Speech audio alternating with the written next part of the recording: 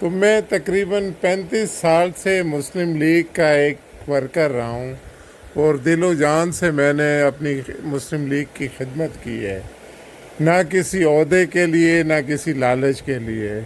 لیکن چونکہ اب حالات ایسے ہو رہے تھے کہ ایسے نئے نئے لوگوں کو ہمارے علاقے میں لا کے ان کو سیٹیں ٹکٹ دیے جا رہے تھے کہ جن کا نہ بیہیویئر اچھا ہے نہ رکھ رکھاؤ اچھا ہے۔ ہمارے اپنے علاقے کے بہت اچھے لوگ تھے، امان افریدی صاحب تھے، حاجی سوالین تھے، سید اللہ افریدی تھے، یہ ایک اچھے نام ہے جنہیں ہم ہر وقت پکڑ سکتے تھے، ہماری دسترس میں تھے۔ اب ہمیں محسوس ایسے ہونے لگا کہ جب ہم ان سے ملے اور ان کا بیہیویئر دیکھا ورکر کے ساتھ اور روکھا پن دیکھا، تو انسان کی ایک اپنی عزت ہوتی ہے۔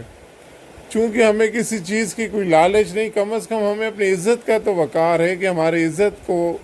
اگلا بھی سمجھے، ہم اس کی عزت کریں، وہ ہمیں بھی عزت دے۔ لیکن یہاں ہم نے دیکھا کہ اب عزت پرانے ورکروں کی رہی نہیں،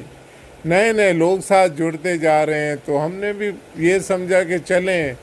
خیر بات کہیں، یہ ہمیں پسند نہیں آ رہے، ہم لوگوں کو یہ پسند نہیں کر رہے،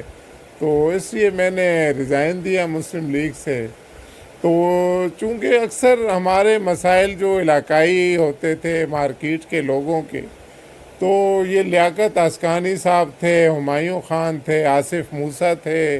یہ ہماری ایک آواز پہ ہر کہیں کھڑے ہوتے تھے۔ پھر ہمارے ضمیر نے بھی کہا کہ ہم برے وقت میں جب انہیں پکارتے ہیں اور ان کا ساتھ ہمیں ملتا ہے ہر وقت مشکل گھڑی میں، تو کیوں نہ ہم اپنی پیپلز پارٹی کی قیادت کا بازو بنیں اور انہیں مضبوط کریں، اور ہمارے جو مشکل وقت میں کام آتے ہیں تو اس وقت ہم بھی ان کے ساتھ چل کے، جو ہمارے قادر مند و خیل ہیں، یہ اچھے ملنسار ہیں، الیکشن ہوں یا نہ ہو،